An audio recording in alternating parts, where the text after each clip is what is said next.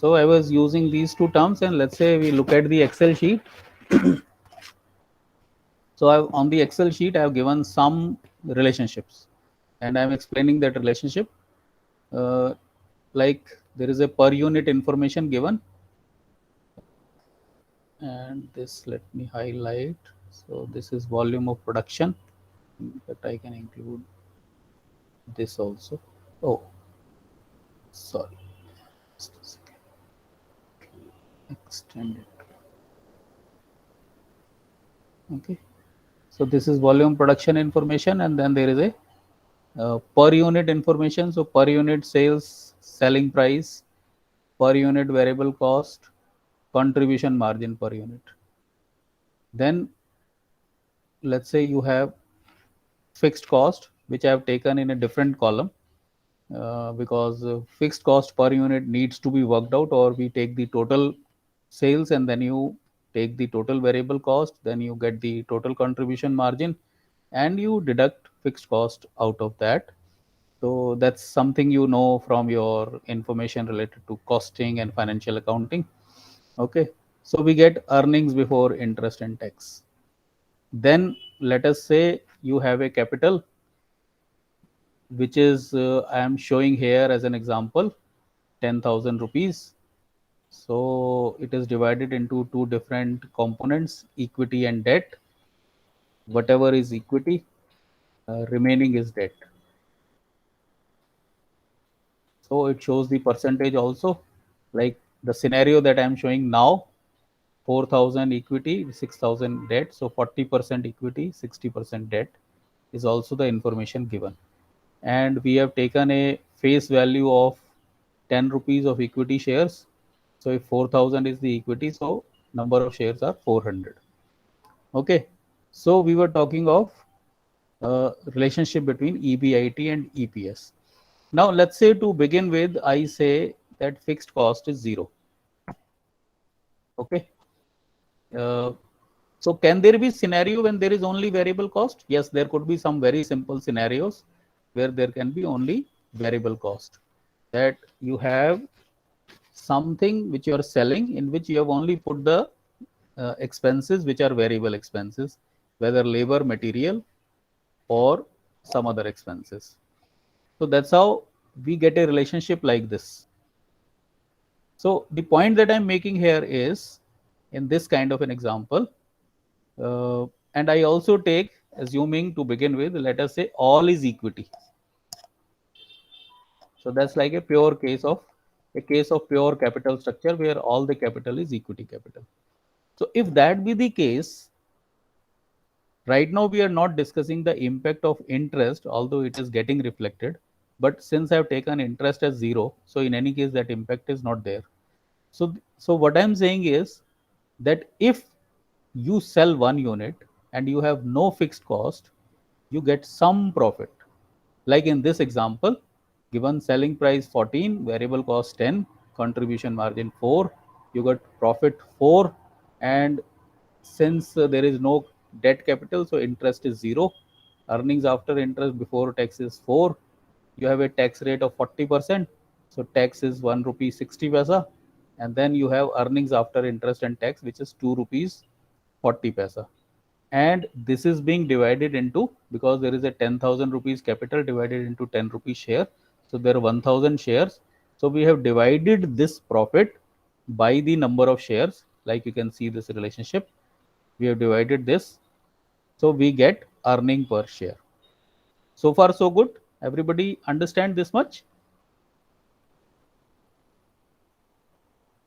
Any question? तो ये एक ऐसा कॉस्ट स्ट्रक्चर है जिसमें फिक्स्ड कॉस्ट नहीं है. ठीक है, तो जिसमें फिक्स्ड कॉस्ट नहीं है, तो यदि आपका प्रॉफिट मार्जिन है सेलिंग प्राइस वेरिएबल कॉस्ट से ज़्यादा है, तो आपको 1 यूनिट का प्रोडक्शन है तो भी प्रॉफिट होगा, 2 का है तो उसी रेशो में बढ़ जाएगा, 20 का है तो उसी रेशो में बढ़ जाएगा, 200 का है तो उसी रेशो में बढ़ जाएगा, 1000 दिस बिकम्स 5 टाइम्स, उसी रेशो में बढ़ जाएगा. Am I making sense? Yes, sir. right? So now if we represent this on a diagram, what is it that we are saying? And I'm still talking of only the operation of business. I'm not talking of the capital structure. So you are getting a situation where you don't have fixed cost. So you have selling price. Okay, let's we take this as variable cost, and we got selling price, right? So this is your sales, and this is your total cost. That's how you will have. So if your variable cost is lower, you have some profit. So at any point of sales, so this side we are measuring quantity, and this side we are measuring revenue, cost, and profit. Profit we generally represent with this symbol pi. So I'm using this symbol pi. So here you can see at this Q star, okay, let's not call it Q star, let's call it Q1. So this is the cost C1. This is the sales revenue. Okay, let's call it revenue. Let's use the term revenue.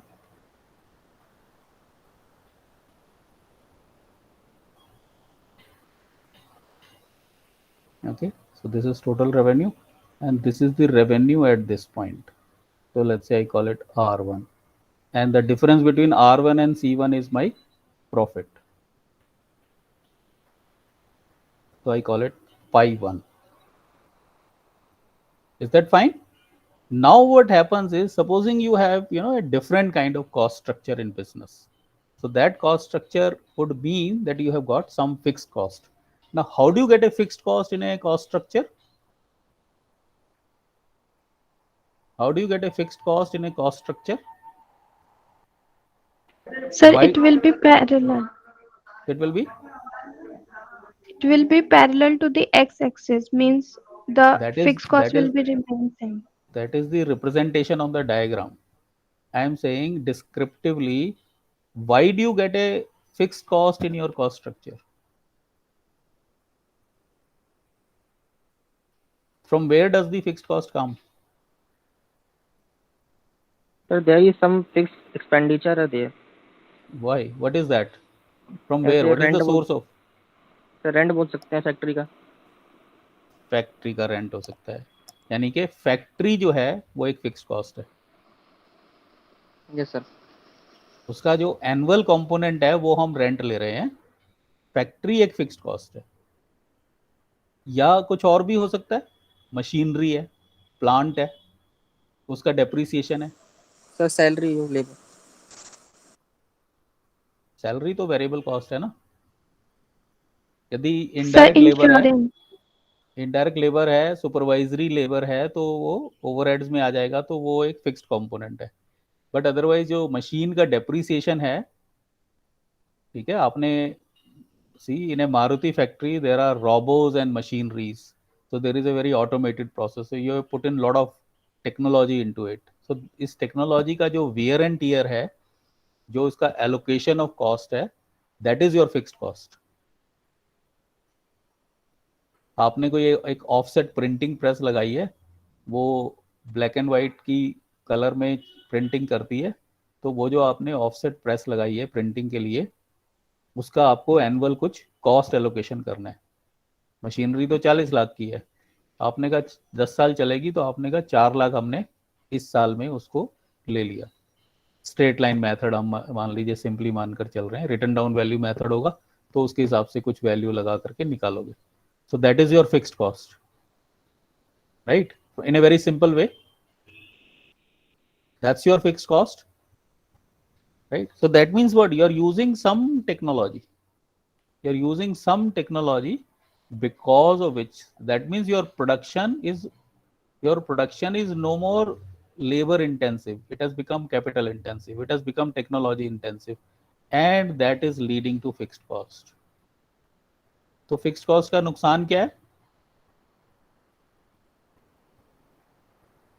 It's constant sir. Right, वो तो उसका behaviour हो गया। नुकसान क्या है? You are correct that it is constant, it will be it will be recovered from that year's revenue. That is a necessary condition, because only then we will be able to know the profit, right?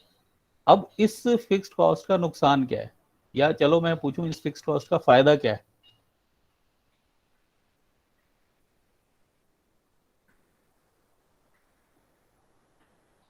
Technology use करने का फायदा क्या है? Sir efficiency. Efficiency, right.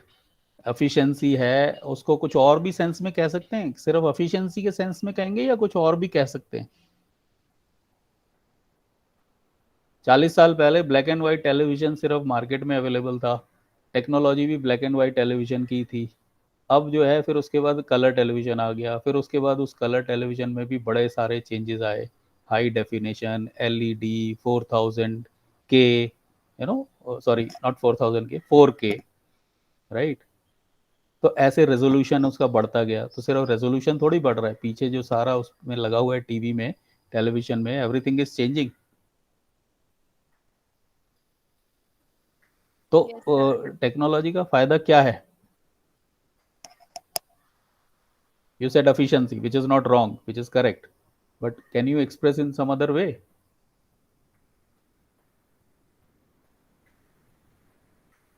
Sir quality of work improve होता है। Yes, quality of the product which you sell in the market becomes different. It is a qualitatively different product. देखिए, हम सिर्फ इम्प्रूवमेंट कई बार नहीं कहते हैं, इम्प्रूवमेंट जनरली होता है कि सेम चीज़ की है। तो सेम चीज़ की इम्प्रूवमेंट का मतलब होता है कि जैसे कि मान लीजिए आप ब्लैक एंड वाइट टेलीविजन बना रहे थे, अभी भी ब्लैक एंड वाइट टेलीविजन बना रहे हो, लेकिन आपने थोड़ा अपना ऑटोमेशन का लेवल बढ़ा दिया, लेबर इंटेंसिटी कम कर दी, तो उसमें तो हो गया सेम है। लेकिन मान लीजिए आपने टोटली नेचर ऑफ प्रोडक्शन ही चेंज कर दिया, आपने कहा नहीं नहीं, हम we are putting up a different plant altogether. तो यानी कि जब आप टेक्नोलॉजी को बिल्कुल ही बदल देते हैं तो आपकी प्रोडक्ट का नेचर ही चेंज हो जाता है। तो जब प्रोडक्ट का नेचर चेंज हो जाता है तो आपका कॉस्ट स्ट्रक्चर बिल्कुल ही डिफरेंट हो जाता है। यानी कि आप अब जैसे कह रहे हैं कि जैसे कि अब जिसमें फिक्स कॉस्ट आ रही है, आपने कहा मार्केट चेंज हो गई है, कस्टमर अब ब्लैक एंड वाइट टेलीविजन नहीं खरीदना चाहता, या कस्टमर एक सिंपल कलर टेलीविजन नहीं खरीदना चाहता, अब उससे बेटर चाहता है।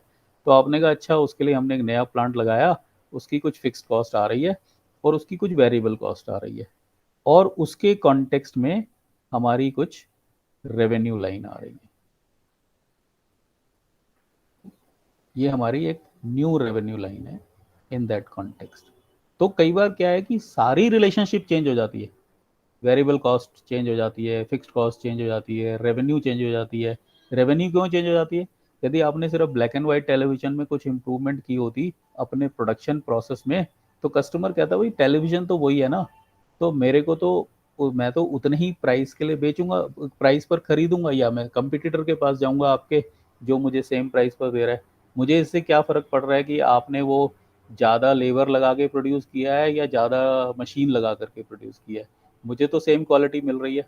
लेकिन जब आप कहते हो कि नहीं, अब सेम क्वालिटी नहीं है, हम आपको कलर टेलीविजन दे रहे हैं, तो आप कह रहे हो कि भाई देखिए, अब कलर टेलीविजन की कीमत तो आपको ब्लैक एंड वाइट टेलीविजन जितनी नहीं मिलेगी, तो आपकी जो सेलिंग प्राइस है वो भी बदल गई, वेरिएबल कॉस्ट भी बदल गई, फिक्स्ड कॉस्ट भी आ गई उसमें। हालांकि जब हम ब्लैक एंड वाइट टेलीविजन और कलर टेलीविजन का एग्जांपल लेंगे तो दोनों में ही कुछ ना कुछ फिक्स कॉस्ट रहेगी। बट हम मान लीजिए कोई ऐसा एग्जांपल ले रहे हैं which is a example of no fixed cost, zero fixed cost, तो उसके कंपैरिजन में हम कहेंगे कि अब आप टेक्नोलॉजी यूज़ कर रहे हैं तो कुछ उसकी वजह से फिक्स्ड कॉस्ट आ गई। ओके, तो ये स्ट्रक्चर आपका बिल्कुल उसमें से बदल जाता है। जो कॉस्ट स्ट्रक्चर है फर्म का, depending upon how you are including the technology, it will give a very different reflection of the cost and revenue structure. Okay, तो अब हम जब डायग्राम से उसको समझ रहे हैं तो हम सिर्फ एक पैरामीटर को चेंज कर सकते हैं, ठीक है ना। एक पैरामीटर को चेंज करने का मतलब क्या है कि आपने कहा कि हमने पहले तो सिचुएशन थी कि आपकी रेवेन्यू लाइन है और वेरिएबल कॉस्ट लाइन है, फिक्स्ड कॉस्ट है ही नहीं। तो आपने कहा अच्छा, कुछ टेक्नोलॉजी यूज कर लेते हैं, और आपने कहा ये हमारी फिक्स्ड कॉस्ट है। तो अब जब ये वाली फिक्स्ड कॉस्ट इसमें आ जाएगी तो क्या वेरिएबल कॉस्ट पे असर पड़ेगा? हम कह रहे हैं हाँ, वेरिएबल कॉस्ट पे तो असर पड़ना ही चाहिए। यदि वेरिएबल कॉस्ट पे असर नहीं पड़ेगा तो टेक्नोलॉजी यूज करने का फायदा ही क्या हुआ? तो यानी कि जो आपकी वेरिएबल कॉस्ट लाइन है उसका भी जो एंगल है थोड़ा सा कम हो जाएगा। तो ये हमारी न्यू वेरिएबल वेरिएबल कॉस्ट को हमें यहाँ लिखना पड़ेगा, ये हमारी न्यू वेरिएबल कॉस्ट लाइन हो जाएगी, क्योंकि ये तो टोटल कॉस्ट लाइन है, क्योंकि इसमें फिक्स्ड कॉस्ट भी शामिल है। या हमें अलग से वेरिएबल कॉस्ट दिखानी है तो हमें इस न्यू लाइन के पैरेलल यहाँ पर दिखानी पड़ेगी। ठीक है, मैं इसको यहाँ इसके पैरेलल ये दिखा रहा हूँ कि ये मेरी वेरिएबल कॉस्ट है। तो मेरी जो न्यू वेरिएबल कॉस्ट है पिछली वेरिएबल कॉस्ट के कंपैरिजन में कम होनी चाहिए। यदि मैं जो प्रोडक्ट में फाइनली बेच रहा हूं उसमें तो कोई चेंज नहीं आया, लेकिन मेरी प्रोडक्शन प्रोसेस में चेंज आ गया। मैं अब फिक्स्ड कॉस्ट यूज कर रहा हूँ, मैं अब टेक्नोलॉजी यूज कर रहा हूँ, मैं कुछ मशीन यूज कर रहा हूँ, और whosoever that XYZ is, so that is leading to a change in variable cost, and change is towards the lower variable cost. Because if fixed cost increases and variable cost increases, that means, and your product is same, that means you are worse off. You are not only having higher cost structure, it will have a severe dent on your profitability. So we will never take that assumption, because that's not a viable technology option कि cost ही बढ़ रही है दोनों तरीके से। सो अब इस नए सिनेरियो में आपका जो ब्रेक इवन पॉइंट है वो यहां पर आ रहा है। पुराने सिनेरियो में कोई ब्रेक इवन पॉइंट नहीं था। जब आपने पुराना सिनेरियो लिया, मैं उसको पिछले डायग्राम से दिखा रहा हूं कि जो आपने ये सिनेरियो लिया जिसमें रेवेन्यू लाइन और कॉस्ट लाइन थी, जो ब्लैक में लिखा हुआ है आर और सी, उसमें क्योंकि फिक्स कॉस्ट नहीं थी तो आपका ब्रेक इवन पॉइंट की जरूरत ही नहीं थी। आप जितना मर्जी प्रोडक्शन करो, प्रॉफिट तो होगा ही होगा। अब ये जो न्यू सिनेरियो है इसमें आपकी फिक्स्ड कॉस्ट है, तो फिक्स्ड कॉस्ट के आते ही अब ये मेरी रेवेन्यू लाइन है। पहले मेरी रेवेन्यू लाइन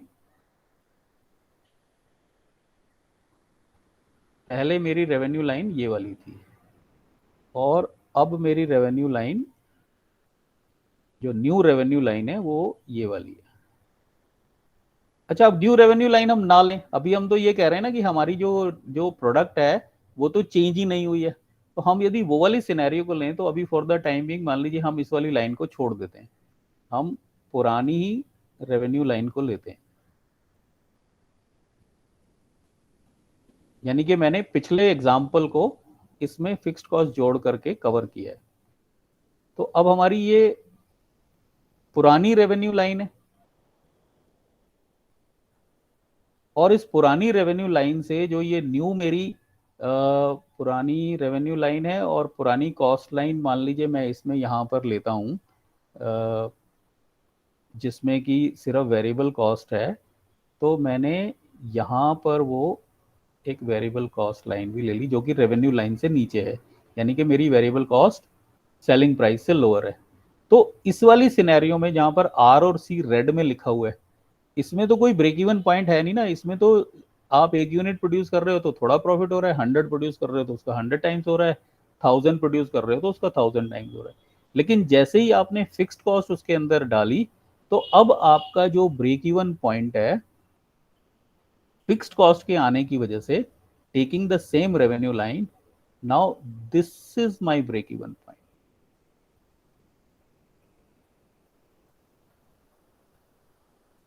तो फिक्स्ड कॉस्ट की वजह से फायदा हुआ कि नुकसान हुआ? This is my break even point, right? I hope I am drawing the break even point correctly. What does your costing knowledge say? Yes. हाँ जी, आपकी कॉस्टिंग नॉलेज क्या कहती है कि मैंने ठीक ड्रॉ किया है ब्रेक इवन पॉइंट या गलत किया है?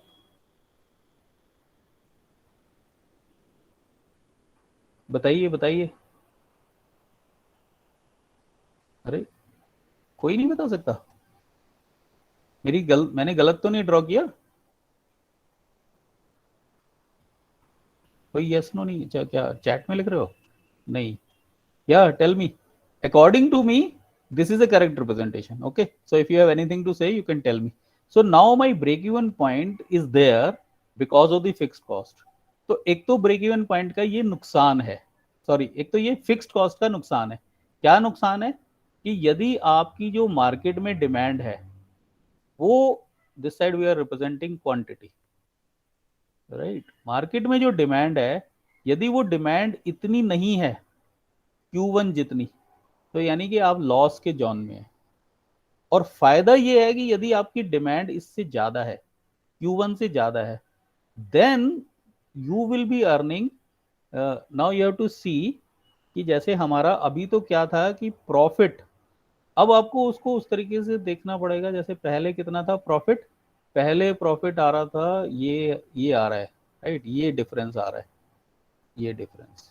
और जैसे ही हम एक ऐसे पॉइंट पर पहुंचेंगे जिसमें कि हमारी जो टोटल कॉस्ट लाइन है, ठीक है, तो जैसे ये इंटरसेक्शन पॉइंट है between the previous cost line and the new cost line, तो इससे पहले जो है आपका प्रॉफिट नई टेक्नोलॉजी में कम है, इस पॉइंट पर आपका जो प्रॉफिट बराबर है, और जैसे ही आप इससे हायर पहुंचेंगे तो आपका प्रॉफिट न्यू टेक्नोलॉजी के हिसाब से ज्यादा है।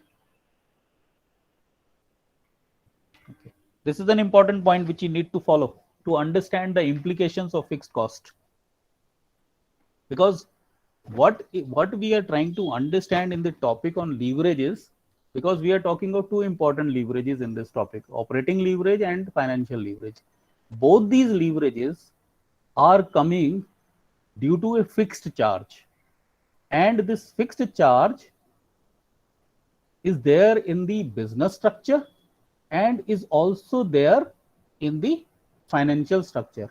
Is there in the business structure if we are employing technology, if we are putting a machine and plant, if we are having some fixed charge investment, right? So that's what we are calling as the technology of the business. So the technology of the business will have a fixed charge and it has an offside.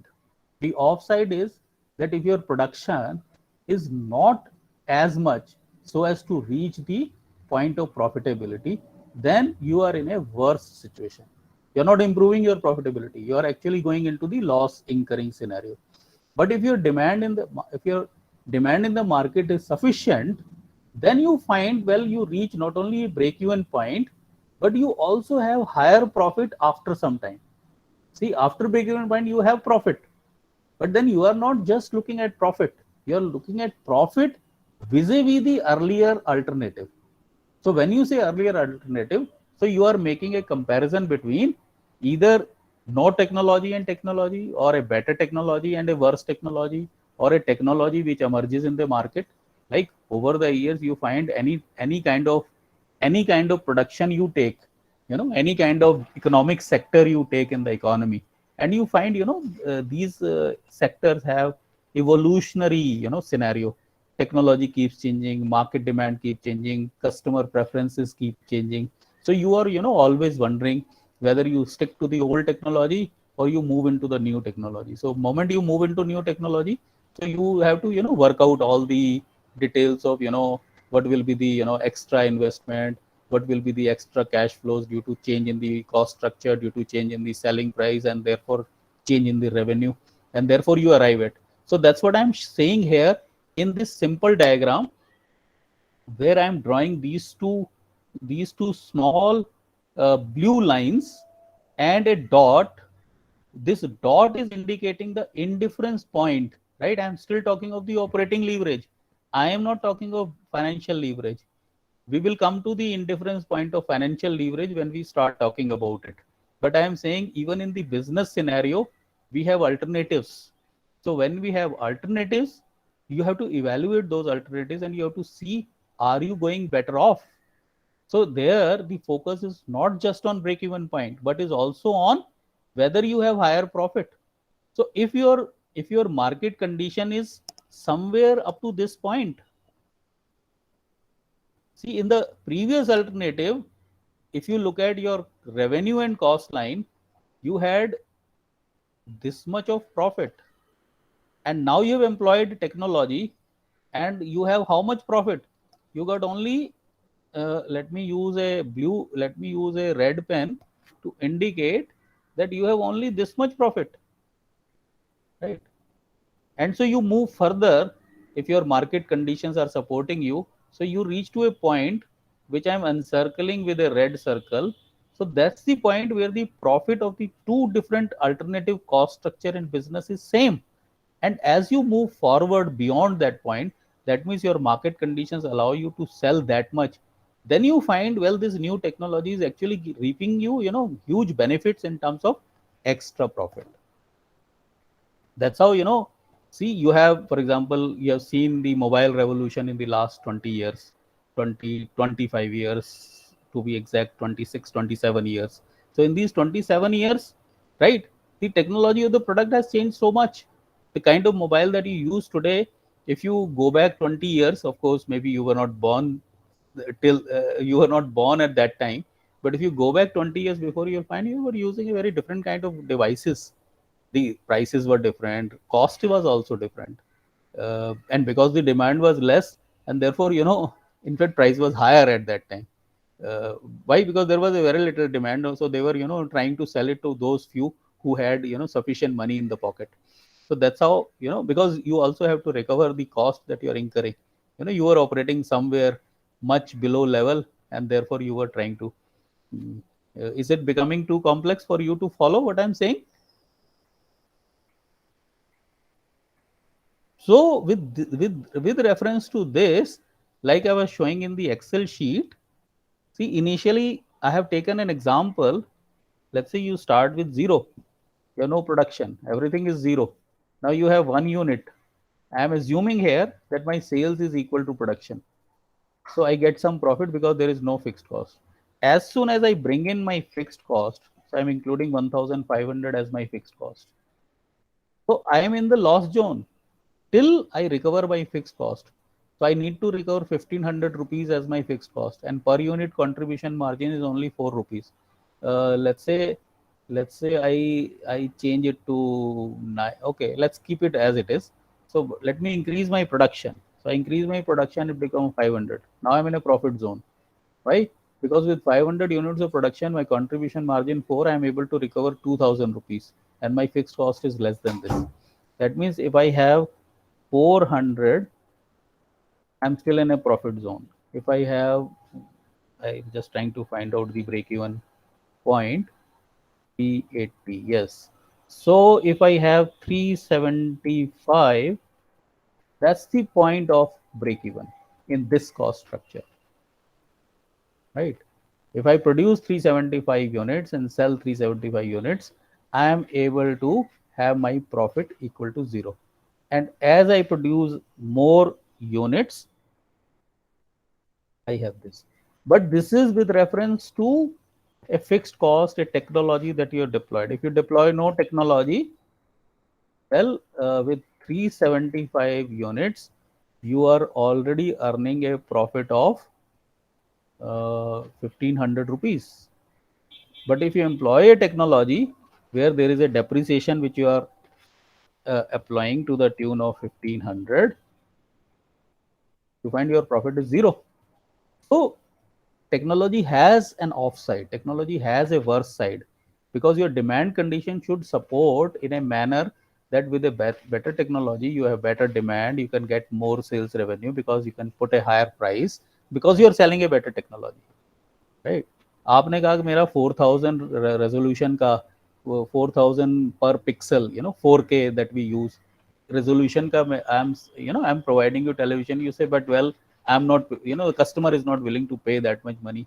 So if customer is not willing to pay that much money, then your selling price doesn't improve, your revenue doesn't improve, and your cost goes higher, right? So if your cost goes higher, as if, like your fixed cost is going from 1500 to 3000, right? You find that, well, 375 units you're producing, sales price being same, then you are not able to recover your cost with 375 units. But if you have, let's say, something like 900, you find you are able to recover. But if somehow you can change your selling price, you recover much better. Okay. Am I making sense? Okay, so that is how we look at the relationship between. So what is it that we are measuring on the y-axis? We are measuring on the y-axis revenue, cost, and profit. Profit we represent with 5, right? So that's what I was showing in my previous sheet, right? I have shown this example and then I moved on to the idea of fixed cost. Now this very relationship we can look at in terms of EBIT, EPS also. I'm still talking of the operating leverage, not financial leverage. Okay. So on this side, we are measuring EPS, and on this side, we are measuring EBIT.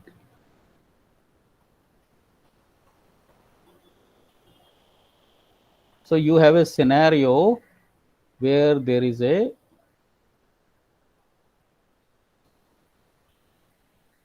so this is the point which I am saying is X. Okay. Okay, let me not call it X. Let me call it, let's say, A. You'll see a reason for this, although it doesn't matter, whatever name you can give it, right? So what is this distance between 0 to A? The distance between 0 to A is your fixed cost in the operation of the business. So you need to recover this before you start earning a profit, even if there is no debt in the capital, right? We are still talking of a scenario where there is no debt. So now we have reached to this point. So we draw a line here, right? And let us say this line is now, this is a line which is representing EBIT EPS relationship. Okay, let me call it 1, line 1. Okay, and let's say I shade this area which is behind this line, this new line. Okay, I said this area we forget. This was the area which was showing the relationship between, with reference to operation, with reference to operating leverage. Okay, and we got this relationship between EBIT and EPS, and we say assumably this is a plan where all the capital is a equity. So this is like a pure equity plan. Pure equity plan. Now you have a scenario where you could possibly, so let me again come back to the Excel sheet. See, this is the scenario we have taken. Excel sheet where equity, all is equity. So as you change that, well, it is not all equity. It is as if equity is only 80%. The moment you say equity is only 80%, you have some value in the interest. I have taken a 8% debt. So there is 160 rupees you need to recover. Supposing you take equity only 50%, you take 5,000, you take 5,000.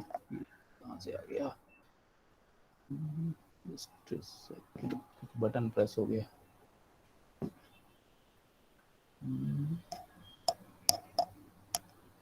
कौन सा button press हो गया? Let me सी. अच्छा, ये strike through का कोई button press हो गया. Not a problem. अभी मुझे दिख नहीं रहा कि कौन सा बटन प्रेस हो गया. So okay, not a problem. So we say now our equity is 50% and debt is 50%. So there is an interest charge of 400 rupees.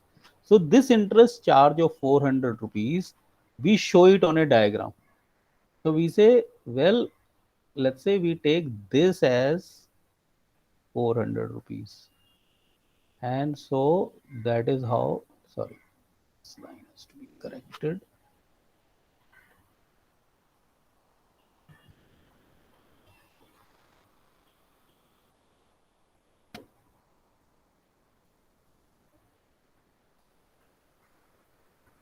So this is my new plan. Why this is a new plan? This is a new plan of the capital structure. This is a new plan of the capital composition, where red line, this one. So I have now my two plans, plan 1 and plan 2, and these two plans have an intersecting point, right? So we have now 3 points. One is A, second is B, and third is C. C, yeah, I may call it C. Okay, let it be C. Okay. Now, can anybody say, because I'm sure some of you might be studying, what is C and what is A and what is B?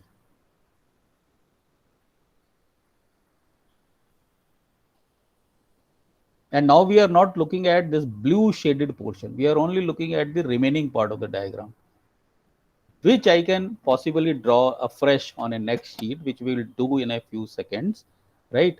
Now, what these 3 points are, A and B are financial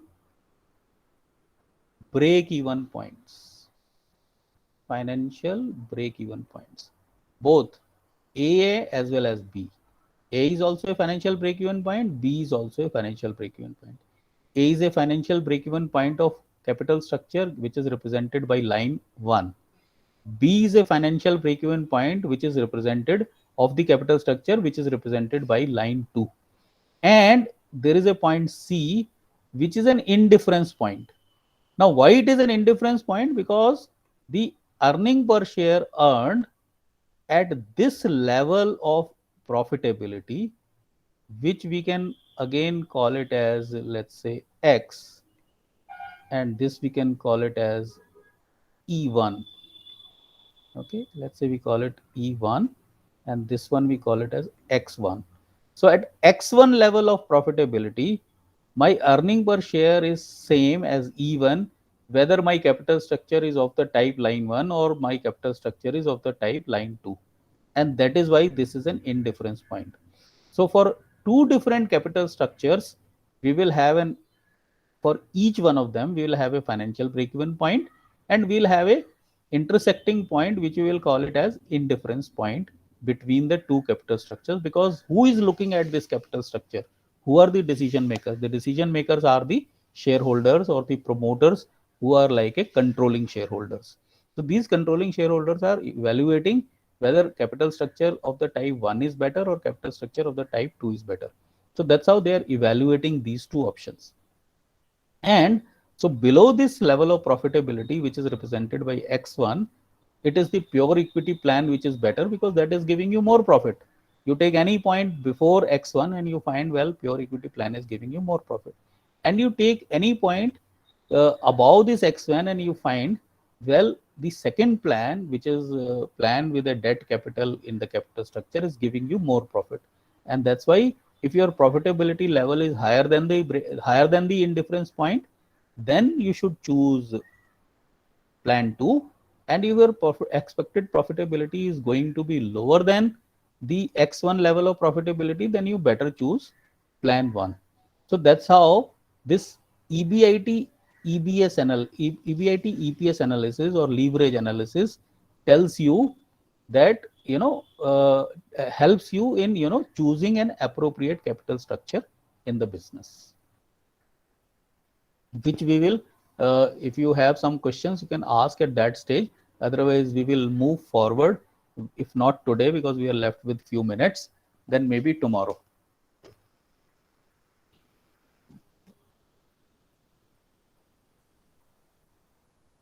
Yes, tell me.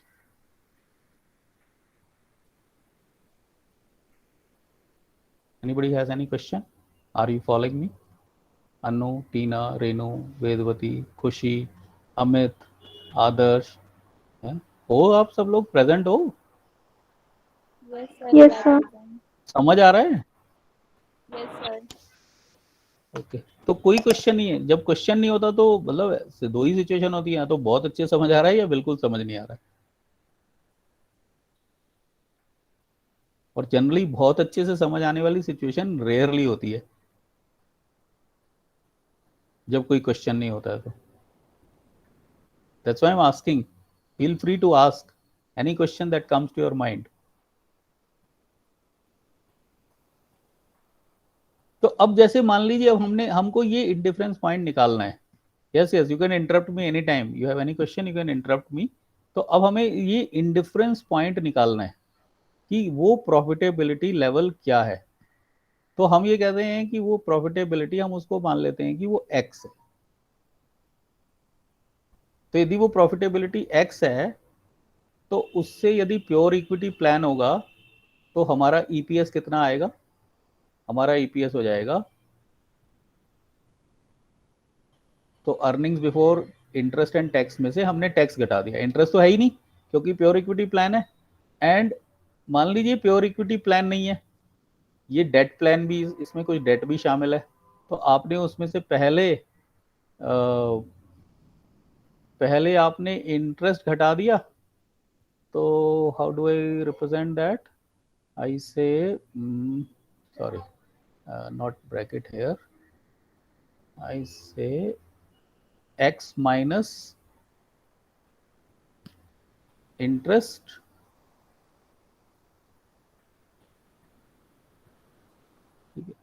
अब ये कोई एक particular capital structure plan नहीं है, वो depend करता है कि आपकी डेट कैपिटल कितनी है, उसके हिसाब से आपका इंटरेस्ट का अमाउंट आ जाएगा।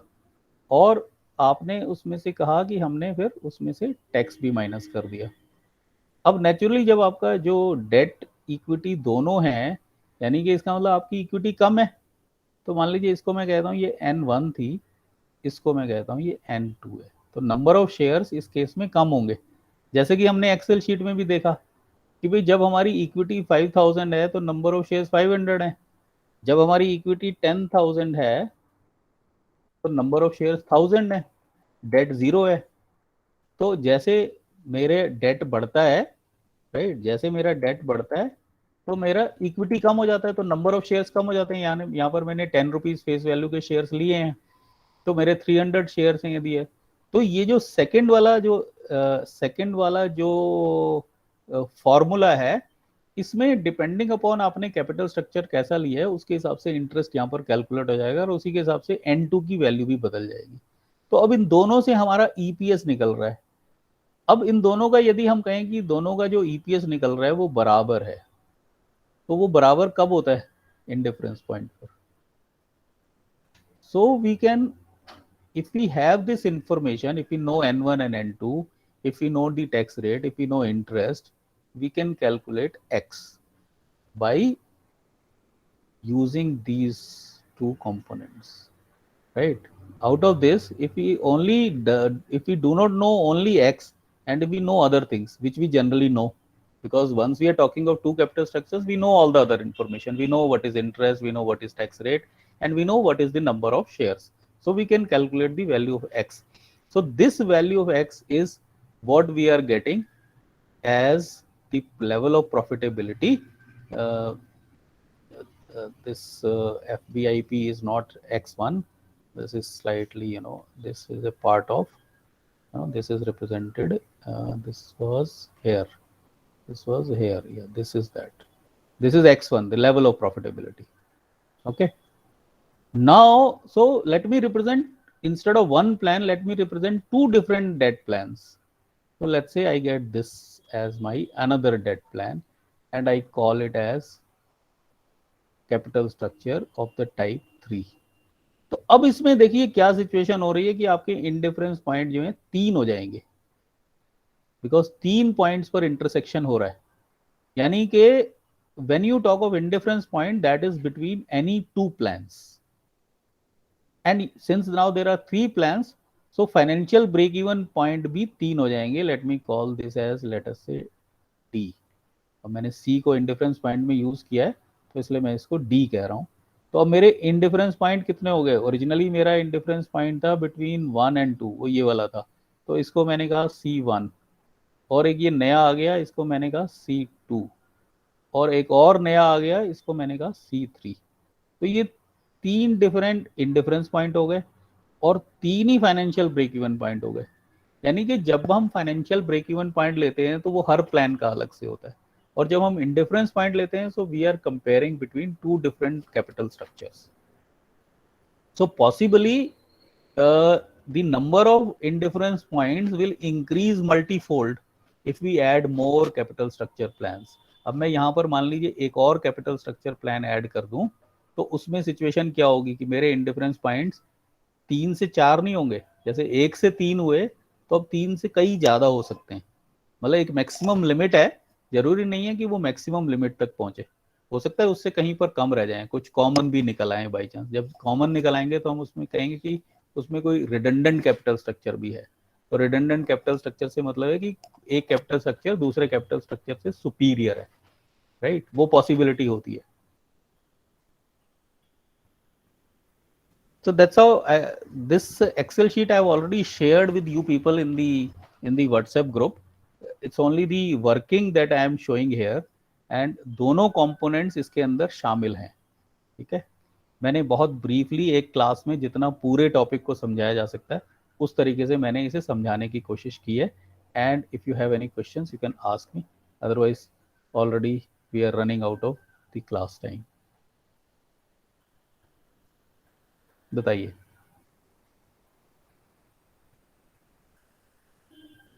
So should I call it a day?